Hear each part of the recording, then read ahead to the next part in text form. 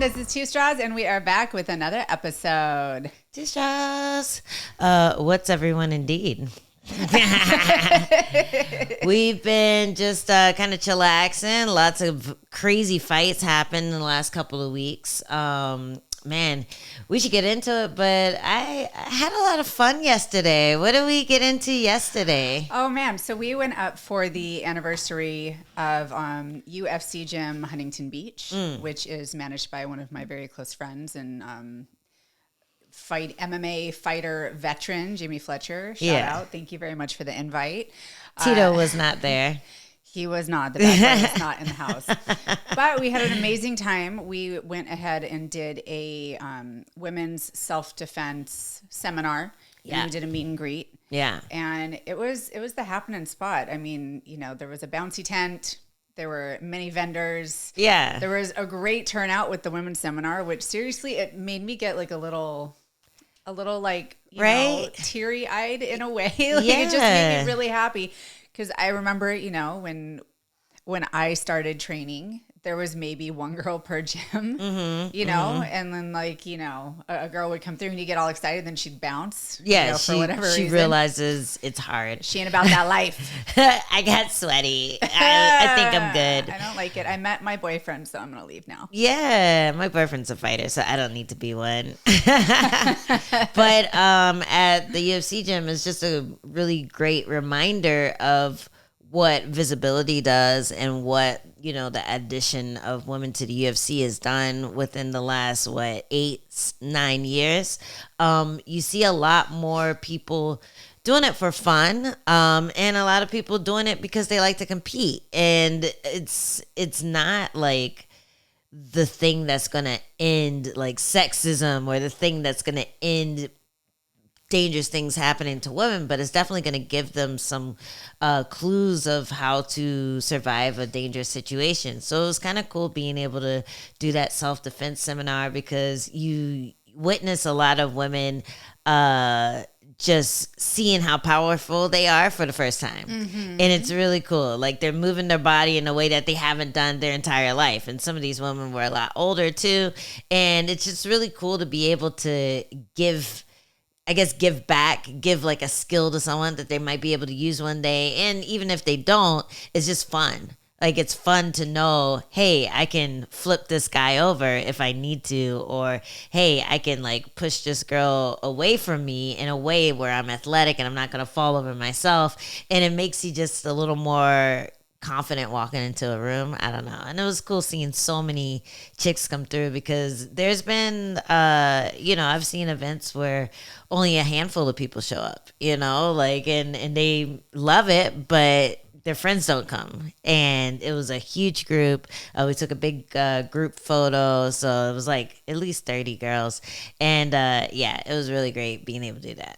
It was special. Yeah. And it was very special that we got to do it together. Yeah, it was fun. It was super fun. Our powers combined. Yes.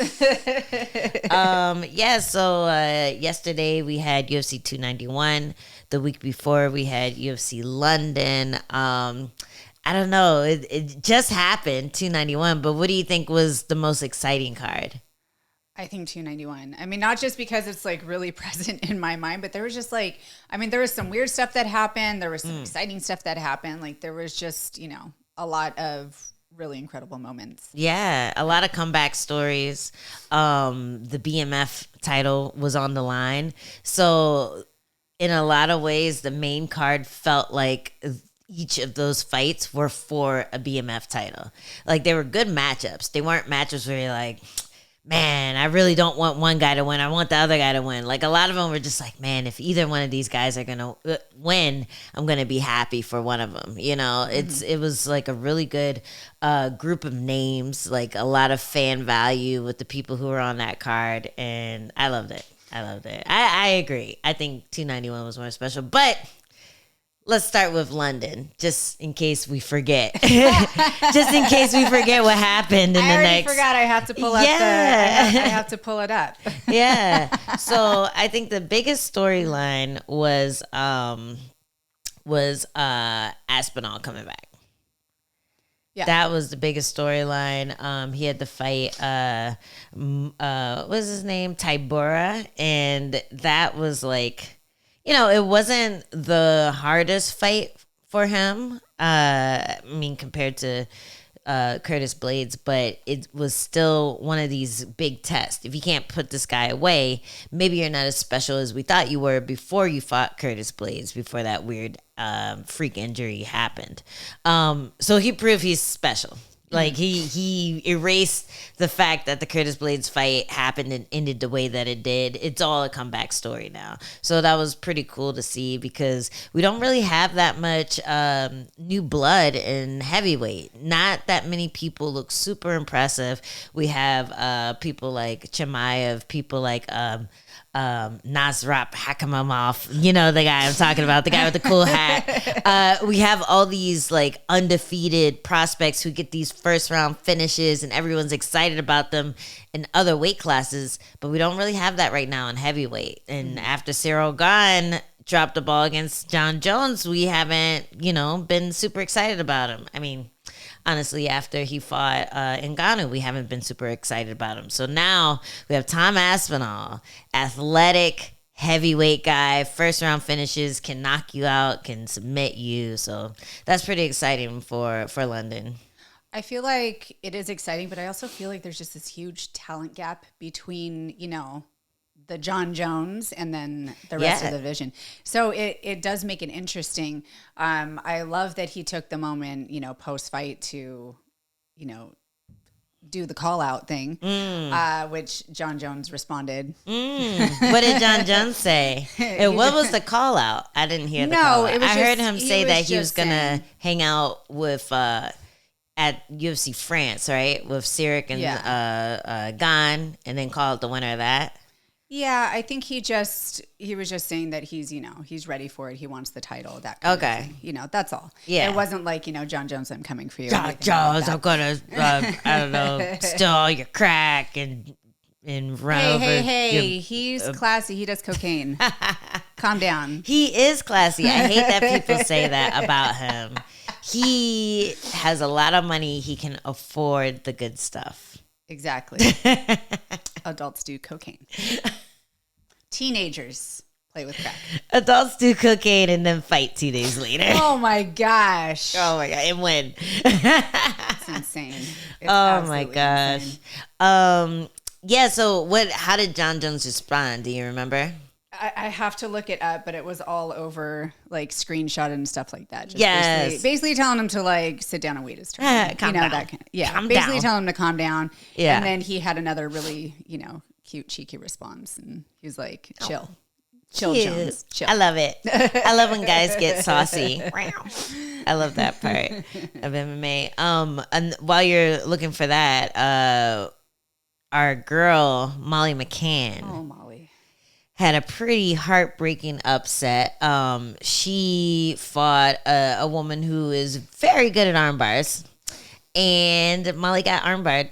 It was kind of anticlimactic. It really sucks because people never really talk about, and we kind of mentioned this last week a couple weeks ago, where a girl I trained with, Yasmin, she was a huge favorite. She ended up dropping the fight. She got knocked out very early in the fight, and just people turn on you.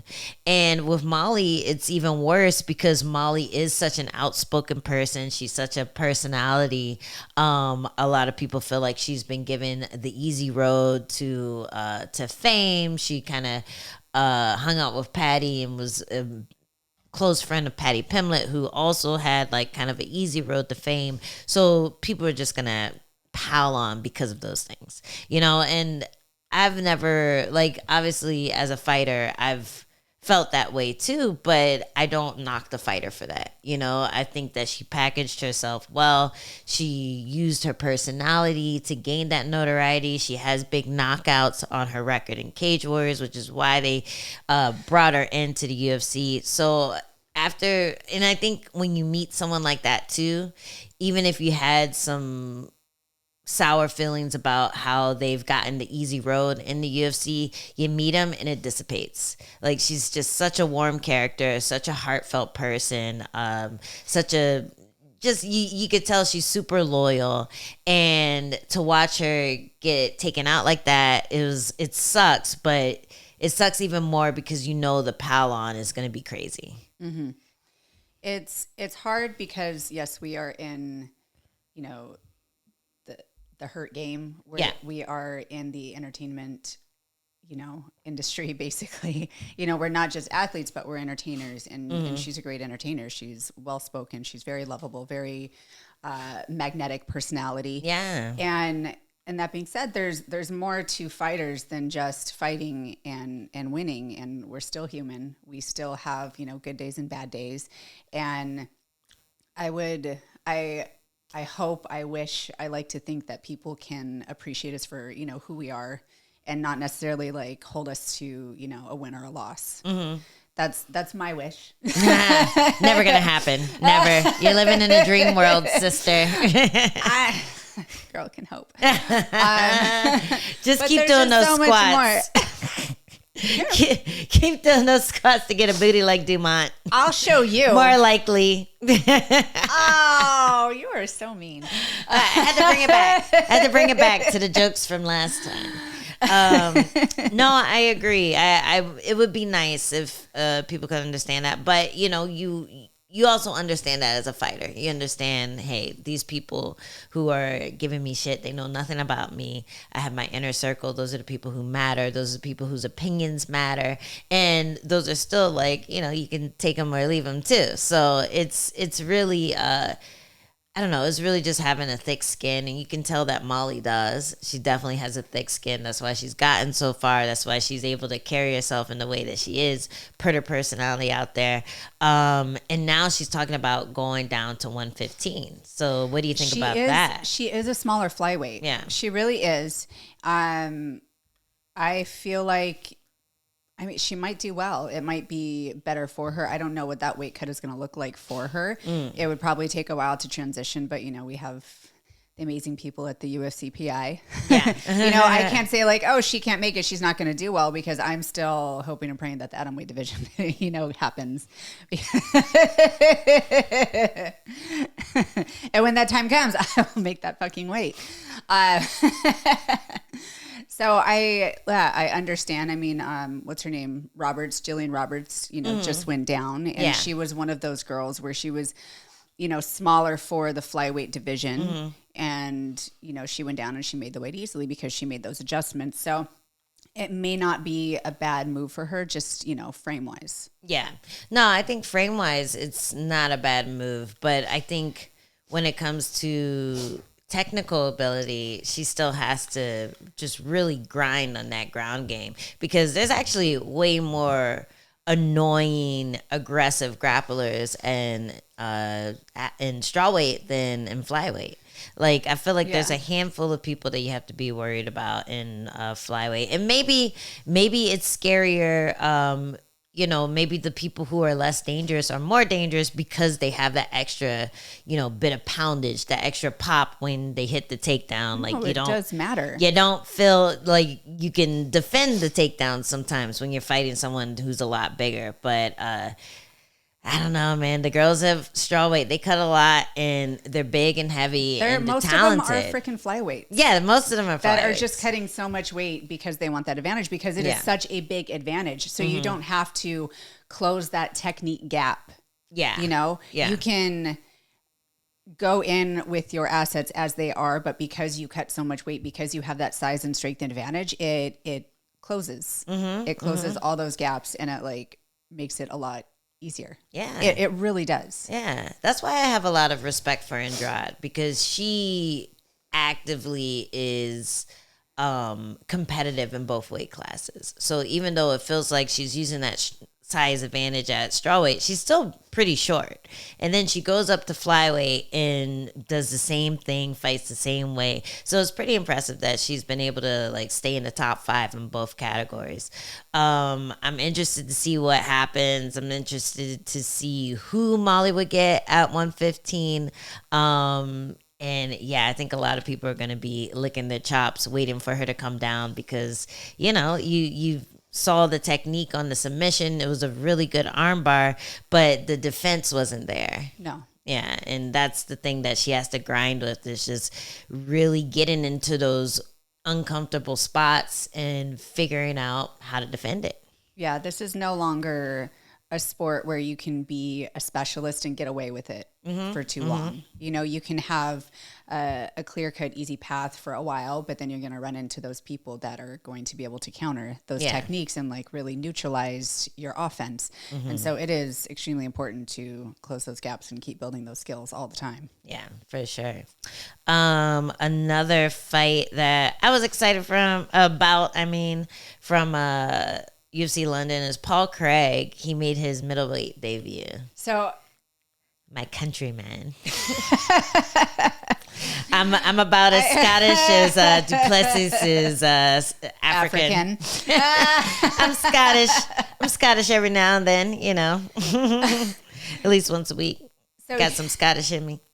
Listen,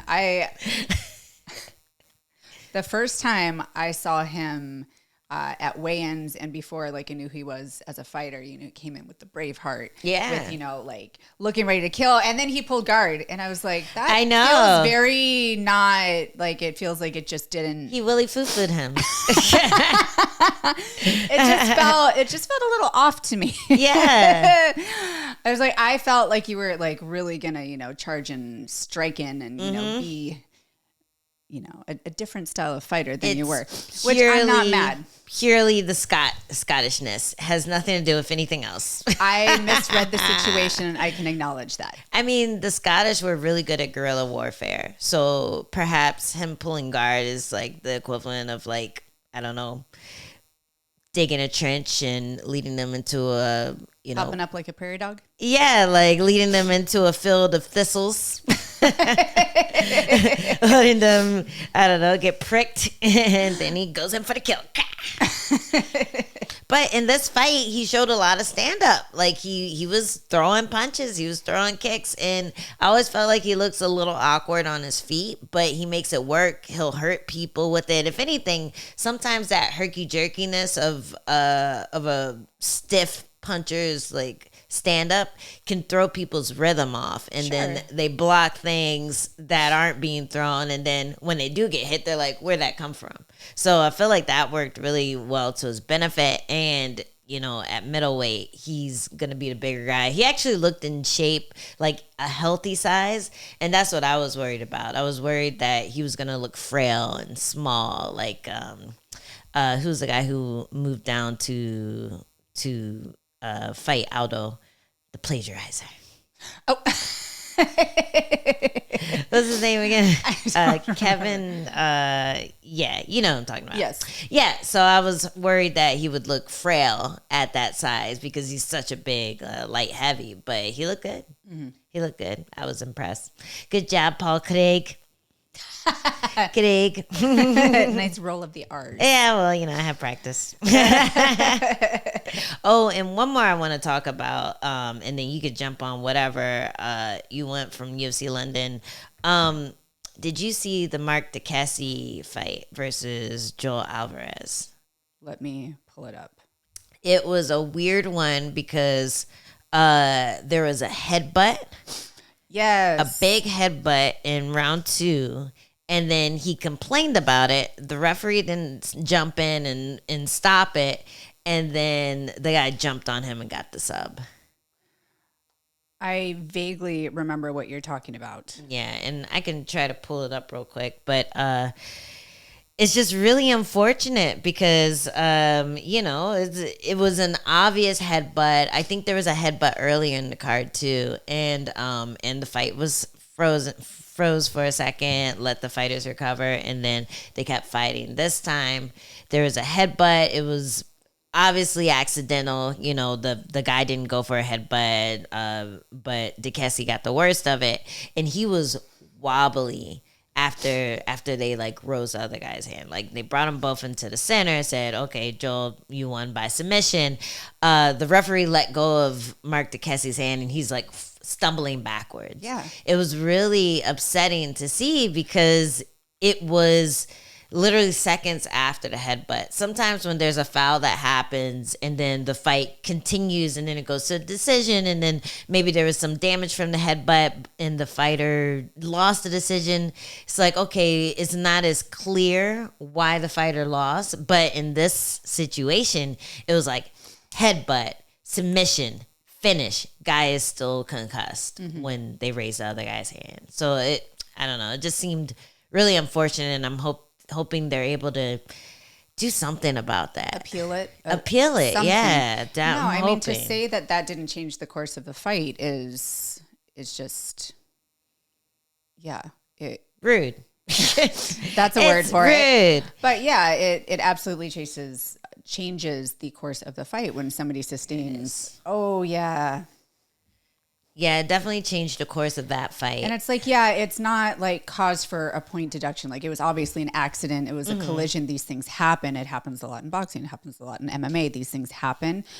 But for it to not be called and given like medical attention or like have a doctor come and check you out or give him those 5 minutes to recover. Yeah. Because like even if you're concussed, that doesn't mean the fight's over. You know, yeah. If you get concussed from something like the knee that poor Aljo ate, or a headbutt or something that's illegal, and you just have a little bit of time and you're able to just breathe and get your mind back, the fight might still be able to go on. But because there was no pause in action, it just went concussion, submission, finish. And it just really makes me upset. And I hope, because we see it every now and then, but it really is like once in a blue moon that a fight that everyone says should get overturned or should be a no contest is actually overturned. Yeah. Usually what happens on fight night is on paper forever. Mm-hmm. So I'm hoping that he's able to appeal, and I'm hoping he's successful, because we do need a little more protection out there. You know, like as MMA fighters, there's so many crazy things that can go wrong in there. It's just chaos, really. Like boxing, there's a handful of things that can go wrong, and MMA is like everything. Yeah, there's so many different variables, there's so many different possibilities. I mean, some of the stuff that happens in there is, you know, shocking, surprising, because we're like, I didn't see that coming, but yeah, we're not surprised. Yeah, we've learned to expect everything. Our surprise left us after our first year of watching and participating in MMA. So yeah, I'm hoping Mark is healed up, and I'm hoping you guys have all the support you need to appeal that. Anything else stand out in London? I know we talked about a lot. No, so. I'm ready to talk about 291. You're like, I'm over it. I'm over it. That was yesterday's news. Yes. So last week. All right, you start on 299. Okay, so 291. Sorry, I'm in the future. So speaking of like fouls, there was a fight. It was Jake Matthews versus Short Notice. His last name is Flowers. Oh, no. Did you watch that one? I just saw the finish. I didn't know there was a foul there. No, it was just okay. So it was just kind of.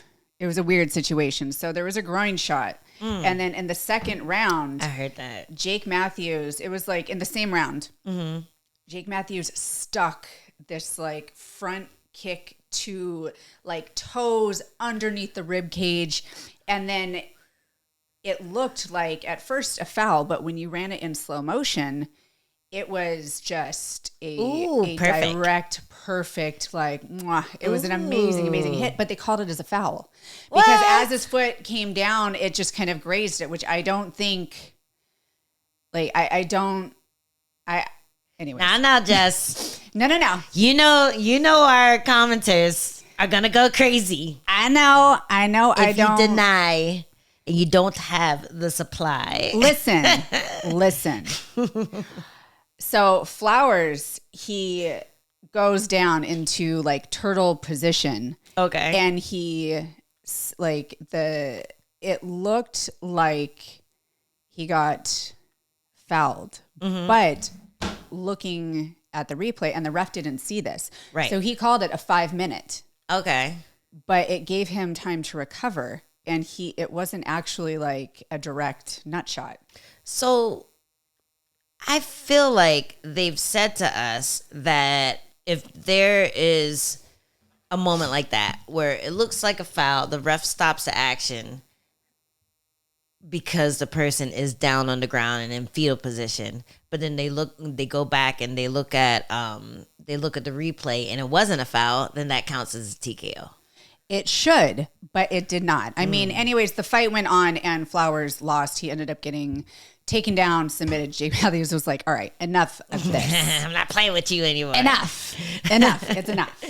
But it's just one of those weird situations where, okay, we have this access to, view footage, not necessarily going to instant replay because that would end the fight, but like let the ref know what's actually happening because the ref is going off of what he saw. And I mean, refs are susceptible to human error because of angles and all that kind of stuff. And so it was just a really weird situation where, again, that could have changed the course of the fight because he could, again, Jake Matthews won. He got him out of there. There's no ifs, ands, or buts about it. But like, what if he got 5 minutes to recover because, the ref thought it was a groin shot when it was actually a direct hit on the liver and he had time to recover and then he came back and he won. I know. If you go back and watch Paulo Costa's fights, I noticed this when I was studying tape on him. All of his knockouts happen right after a foul. Right after a foul. He's a front runner. He goes crazy. He either hits a nut shot or someone nut shots him. He gets some time to recover. Then he comes back and knocks him out immediately. It happened in like 3 fights. Yeah. So it's a very plausible situation. Like you can give someone a time to recover that they don't deserve, that they don't need. And then as they recover, they're like, okay, I got my breath back. Okay, this is my last shot. He's going to hit me with that kick to the stomach again. And I'm not going to be able to get away with it 2 times in a row. So better knock him out. So, Jake Matthews, luckily that didn't happen to him. But it's definitely something that I feel like MMA commissions are trying to fix because they have that new rule where it's like if something weird happens, the referee will do this. They'll do like that, like check out this moment on the tape thing to the guys in the fucking the van with the cameras and with the footage and everything. So they're like, check this out, something weird happened. And then in between rounds, they'll look at it and they might deduct a point or something if something weird actually did happen. If there was a foul, like a phantom eye poke or like a phantom nut shot and the fighter didn't react, but they're like, I don't know. So there's being steps taken towards preventing that, but that is strange that, I don't know. Once you decide that this is a foul, you get time to recover. There's no going back from that decision, even if the ref was able to look at the camera. They're like, hold on. No, you don't. You don't. No, get back in there. In Flowers' defense, I will say, I've talked to a lot of guys that say even just a graze, even just like a movement of the cup can just disrupt all your jewels down there.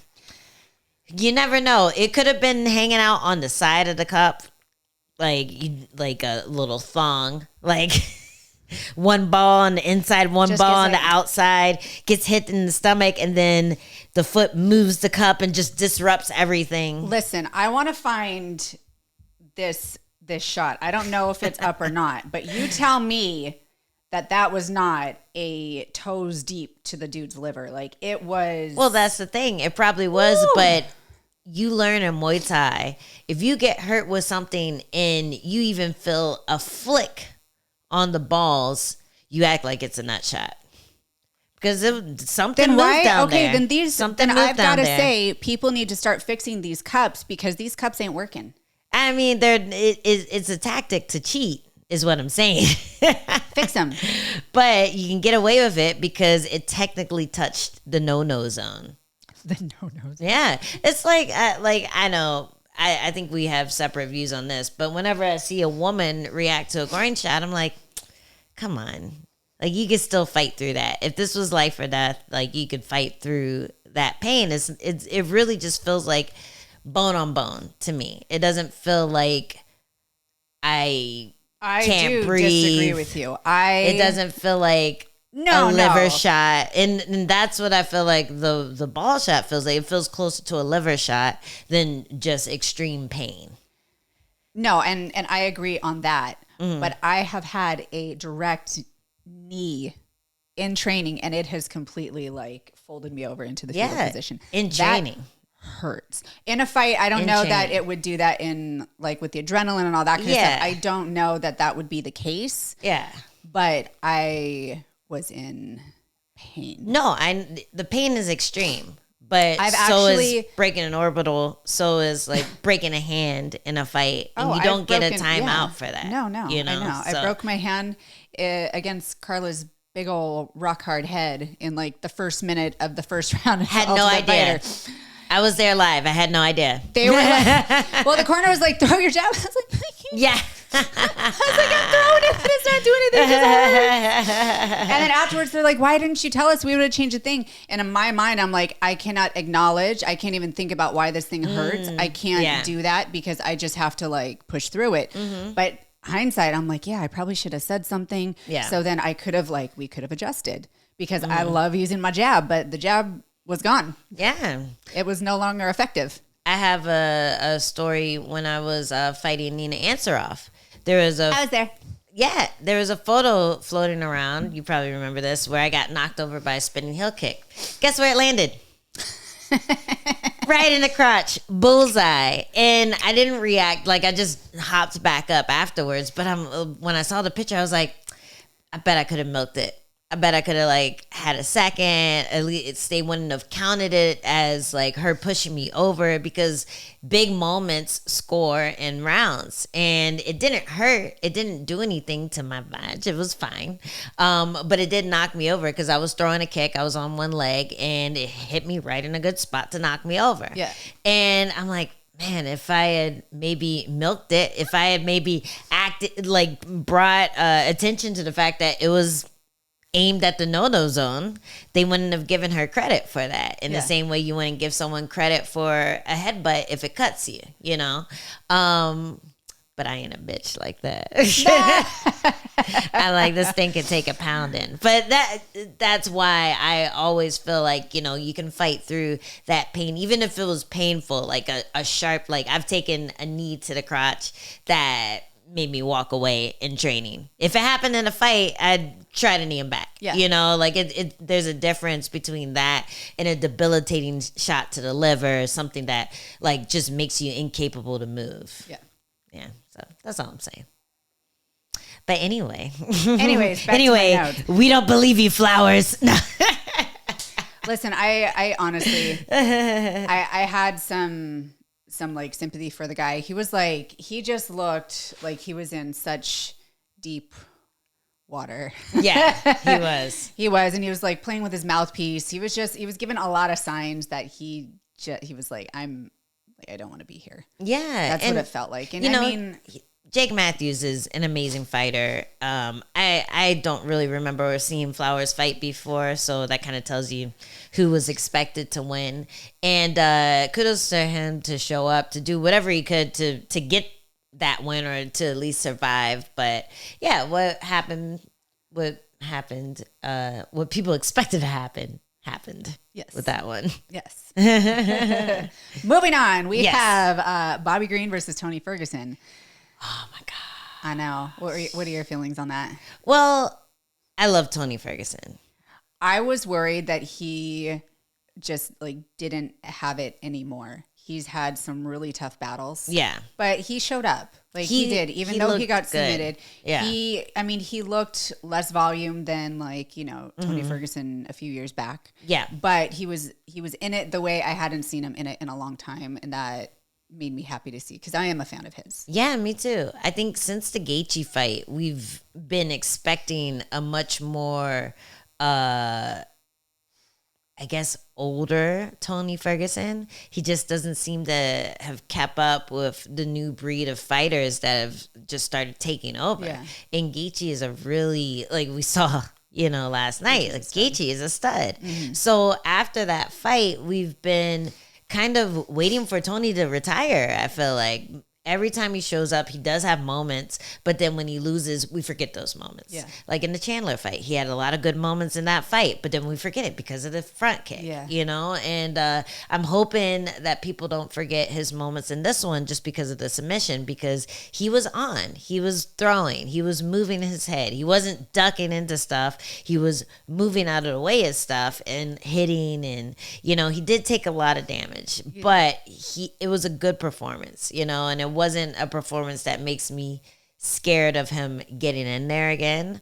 I do feel like, you know, he's towards the end of his career, but, you know, I'm not going to be scared for his life. Yeah. No, I know what you're saying. If he fights another person like Bobby Green, another person who is kind of in a similar position, where it's like, I have a ton of fights in the UFC. Not sure what's going to happen. Not sure if, you know, I'll ever get to that spot where I can make a title run. But let's fight out this contract. Let's make some money. I'm a fan favorite. I get the BMF title. You know, like that. I wouldn't be worried about him when it comes to that. No, I hear that. It was an interesting moment when Bobby Green was like fishing for the submission for the head and arm. Ended up finishing by head and arm. And Tony does weird things. Like, he doesn't really defend submissions. Yeah, like goes dead. No, I kind of picture who had the leg lock on him. Was it Kevin Lee? Was it Kevin Lee? They grappled a lot. I don't know if he leg locked him. No, I remember or like to. Maybe it was Cowboy. Was it Cowboy? I'm not sure. But he had his leg, and he's like twerking and twerking, and Tony is just kind of like taking it. And he's not fighting the hands. He's not really like doing anything. He's just kind of letting it happen. And that was kind of the same thing that I saw going on when Bobby Green was attempting the head and arm. Yeah. And he ended up looking like I was like, is he out? Yeah. Is he out? Is that his way of just like dealing with it? But he was out. He was out eventually, right? Do you think I just don't know how long. I feel like that was his body like reacting, like he was going out in that moment. And it's just, man, it's freaking scary. It was just a scary moment. I think Tony takes a lot of damage, which makes him an exciting fighter. It makes him a fan favorite. It's just, it worries me a little bit. Well, it's almost like karma, right? Because when he was on a tear, you had the pictures of everyone who had fought him in a row, and it looked like the Street Fighter you lose, like compilation. Like everyone was busted up, cut up. It looked like movie magic, you know, like the blood and everything. So now Tony's starting to get those beatings thrown back at him. And I think because of that, he's not afraid of damage. He's not afraid to take a hit, to give a hit, because he's been such a destroyer of faces in his whole career. If anything, I think he just feels cheated out of performing. He was waiting for Khabib all that time. You know, he was out with injuries a bunch of times. Like when he was on top, he was recovering. He was rehabbing when he was on top. And it just kind of passed him by, honestly. Yeah. And I mean, that's the nature of the sport, though, which is unfortunate, but it's hard. And again, I don't, know what he's thinking or feeling, but I mean, I don't feel like you're very far off in that aspect. And I hope if that is his mindset, I really hope he can let it go. Cause like that chip on your shoulder can carry you for a little bit, but it'll start to become into like a crevice. It'll like start, forming a Grand Canyon in your mentality, in your confidence, and it can just start just really like taking it out of you. Yeah. And you can't come back from that. It's like once hard. Because it's not like you get younger. Yeah, it's okay to be young and angsty. Yeah. but old and crotchety, it's like you gotta let some shit go. And trying to fight kids. Ugh. Oh my gosh. Yeah. Yeah. So I'm hoping when he gets back in there, it's gonna be against a similar opponent. I hate when they try to bring in the new guard versus the old guard. I always feel like that's just not fair, and I think that's disrespectful to the amount of paving of the way that these older fighters have done.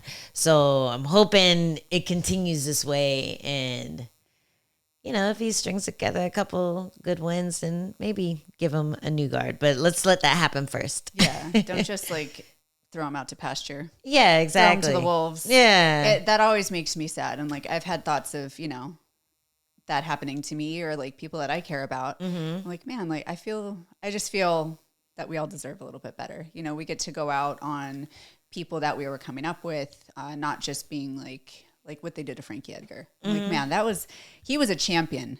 Yeah. He was completely, absolutely amazing in his prime. And then to, put him out against somebody, young and upcoming and like really, really dangerous and have his retirement fight on that note was just. It was Chris Gutierrez, right? Yeah, that was upsetting to me. And I think the thinking with that was that he could win, in the same way they had Robbie Lawler fighting Nico Price. Mm-hmm. Like, this guy isn't fully developed yet. He could beat him. He could outprowess him. But, I mean, I was worried about it. As soon as they announced that, I was like, that's not fair. I was like, damn, Frankie. I was like, pick someone else. Same.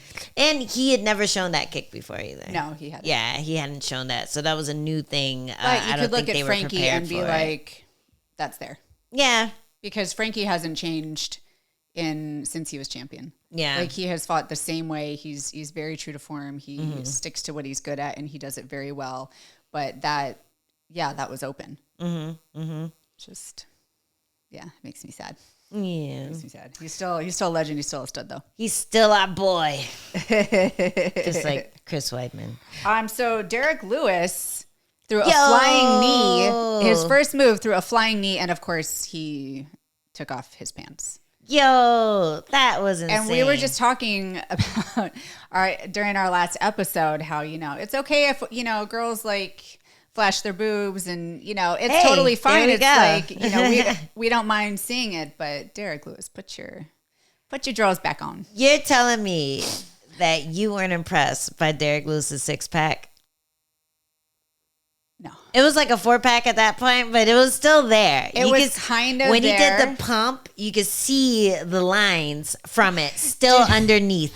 Did you see his post-fight press conference when they were asking about how his wife likes his abs? And he's like, man, she's supposed to like me for me. Oh, it was so cute. I really like Derrick Lewis. Amazing. I think he's hilarious. I think he's really humble and funny and, I like watching him fight. Yeah. He keeps it real. He's so funny. He's so funny. And the fact that he just went out there and threw that jump knee, not a care in the world. Like, dude. And you could just feel how elated he was afterwards, like jumping up on the fence, like taking his pants off, just being able to just be like, it's over.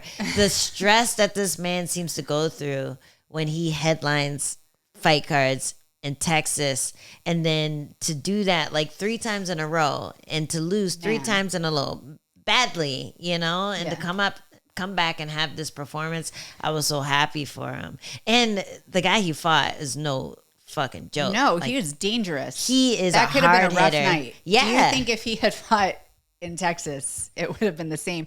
I don't feel know. like you take Derrick Lewis out of Texas and he does way better. Let's just keep him out of Texas. Yes. Let's just keep him out of there. Keep there's that a lot stress away. There's a lot of pressure and he's huge. I mean, he's big in Texas. Yeah, especially like, Texans. Like, they have no respect for your space.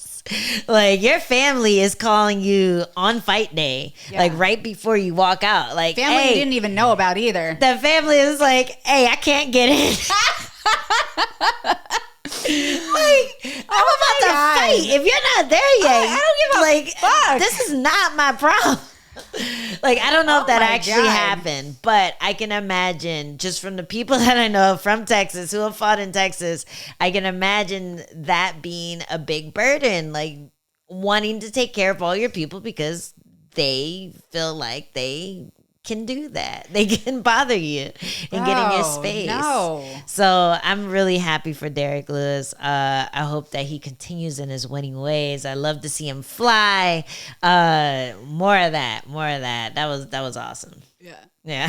So we had also had like another interesting matchup. We had Pereira going up a weight class, and he took on Jan Blachowicz. Yes. That is how I would pronounce both of those names. I tried. So I remember you asked me the question, you're like, how do you think Pereira will look in front of Blachowicz? And I was like, I feel like he's going to dwarf him. But you were saying that Blachowicz dwarfed Adesanya. And Pereira is a big freaking dude. He's huge. He is huge. And I remember they, what were they saying after he fought? And we'll get back to the decision because it's kind of, people are... It's kind of 50-50. It is a little bit controversial. But he was saying, oh yeah, this was really nice. I only had to cut 20 pounds. We're like... Fuck you, bro. Like, so cute. Oh my God. And people... Like ESPN MMA and MMA fight, not so much MMA fighting, but ESPN MMA loves like highlighting these like weird things, and they love showing people, in these weird moments. And especially when he weighed in, he was showing his like post weigh in at 185 and now at 205, and they're like, "Oh, it's so impressive!" Da-da-da. And I'm like, how is he doing this? How is he able to cut so much weight, not use an IV, not get busted? Like, this is what USADA is supposed to be preventing. Well, I'm sorry, but I have an issue with people cutting so much weight. We don't know if he wasn't able to use an IV. That's the IV thing is subject. Now up in the air. For a long time, the IV thing was banned. I remember a guy from Contender Series got like they got suspended because they used an IV in Vegas, and just because they wrote it down on a worksheet, like, oh yeah, I used an IV, and then they got suspended. Come to find out, recently IVs are okay in Vegas. No, but but that does not necessarily mean that you will be allowed to fight. Well, but if you get them to like say that you needed it. Yeah, if you tell the right person that you need an IV, they'll provide it for you, and then they'll check on you to make sure that you are capable of fighting. But that doesn't necessarily mean that they will. So there's this weird like loophole and gray area. Remember when I fought in Vegas last, or it was the time before, but we were asking about that, and they asked about IVs, and I think that we asked about it, and they were like, well, it's not necessarily that you can't do it. It's just that we'll, like, commission-wise, we can, but it's USADA getting involved. Yeah. That would prevent it. Yeah, I think it's a statewide thing though. Like, yeah. I think they were saying that it depends on what state you are in. And Derrick Lewis admitted to having a really horrible weight cut in his last fight. He was at the PI, so they were able to hook him up to the IVs, and he was still able to go out there and fight.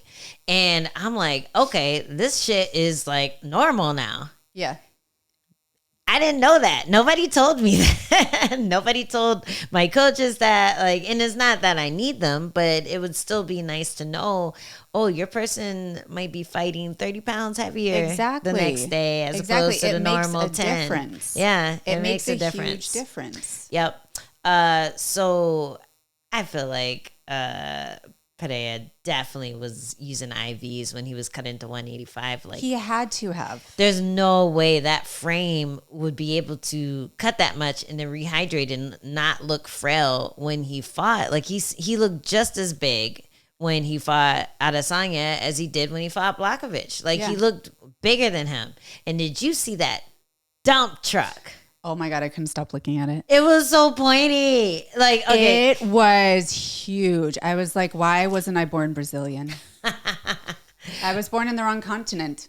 So I feel like I have a similar butt where if you look straight on, it looks like, oh, straight up and down. But then you turn to the side, it's like, boing. Yes. And then if you're behind you, it does this cute little...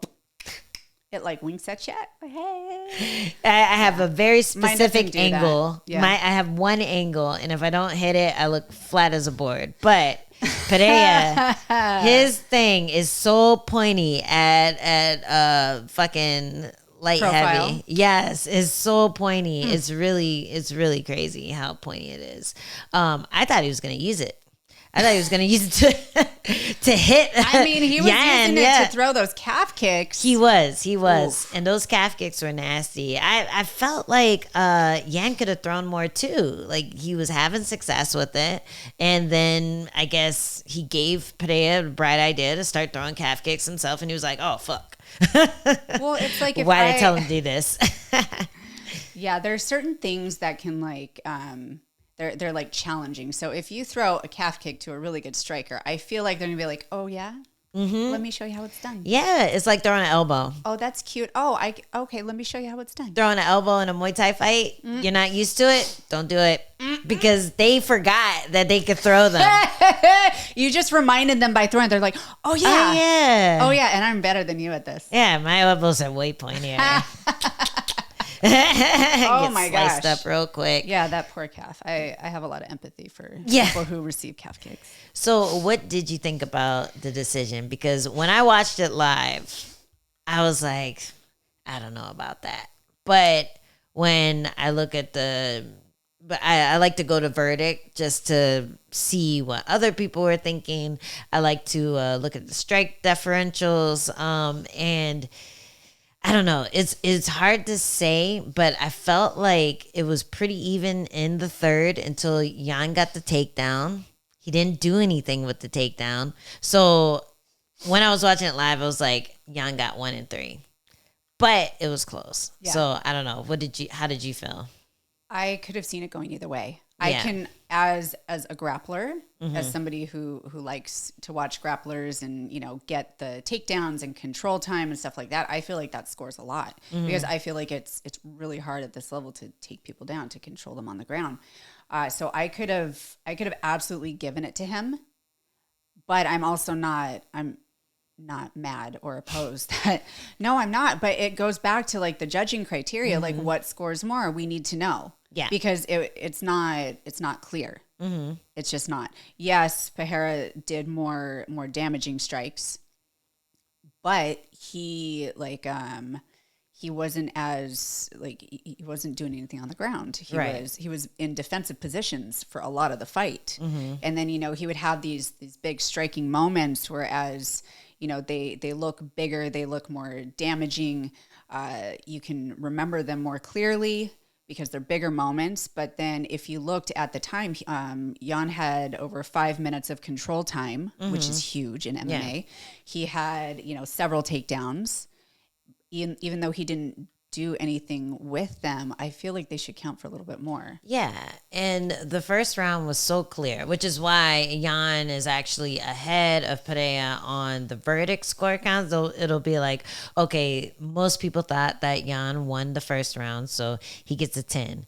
Half the people thought that Pereira won the third round, so the second round doesn't count as much for Pereira because some people thought Yan won the second round too, which is kind of crazy, but some people thought that. So, it's just hard when you're scoring a fight round by round. You have two totally different styles, two totally different ways of scoring. Like Yan is all like takedown heavy, grappling heavy.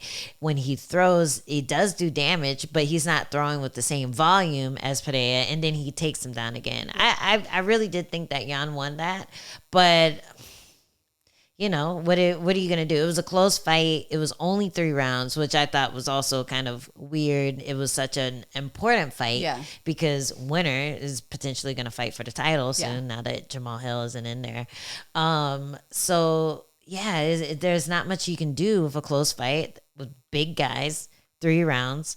One guy took a break in the first round so he can beat him up in the second and third. And I guess neither fighter could really be mad either way.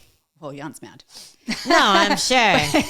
It's hard. I'm sure. And honestly, every time I watch a fight at altitude, I get so frustrated. That's the thing too. Yeah. I get so frustrated because I feel like it's such a big factor. It's just like having such a huge weight advantage. You're cutting a ton of weight. It's the same kind of advantage, but even more. And when they're that big, I hate seeing it. I hate watching people fight in altitude. And when they're that big, you're like, damn, we really got robbed of a good fight. Yeah. You know, like that when the sea level cane thing started, he fought in Mexico City and just totally gassed out against Verdum, was it? Yeah. Yeah, and it was really crazy to see, but we've never seen Cain Velasquez like that. And then it was like, well, 8,000 miles above the ocean, that's what happens, you know? Like, and you don't realize what it does to you until you're up there. Yeah. And then you're just like, the sky's falling. I feel crushed. What is happening? Like, I can't move. It's a horrible feeling. So yeah, whenever I see big guys, I feel like it affects them more because they're higher. They're even more altitude. It's like 4,002 feet higher for their altitude. And it's a lot of body to move. So these explosive fights that we would have seen, we might have seen a knockout if it was at sea level. We might have seen a submission if it was at sea level. It's just like, come on, bro. Jan looked labored. Yeah. Poor guy. And I just felt for him. I don't know what the appeal is in having fighters fight in altitude. I don't know if this is, I feel like it's more for, hometown. The hometown guys. Why? Who is hometown? I don't know. Who? I don't know. Who's from St. Louis? I mean, Salt Lake City. I don't know. I don't know, but I don't like seeing it. Yeah. It's just another level of torture. Yes. That we have to go through. Yeah. Pay us more. Maybe then it'll be okay. Exactly. Pay for me to move my camp. Yeah. Just an extra like 50 grand into the camp bank. No problem. And we'll I'll do be it. Good. Yeah, we'll be good. We'll be nice and frugal with it. Go on vacation with it afterwards. Yeah, exactly. Well, on that note, let's take a little time out. We bid you farewell to you normal viewers, and then we're going to come back with our exclusive content for you UFC Fightpass. For you fancy viewers.